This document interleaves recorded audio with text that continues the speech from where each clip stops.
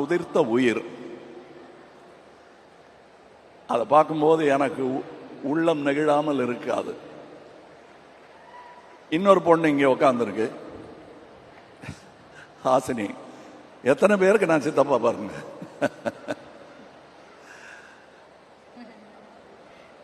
சிவா, அவர் என் சிவமும் அவர் சிவமும்.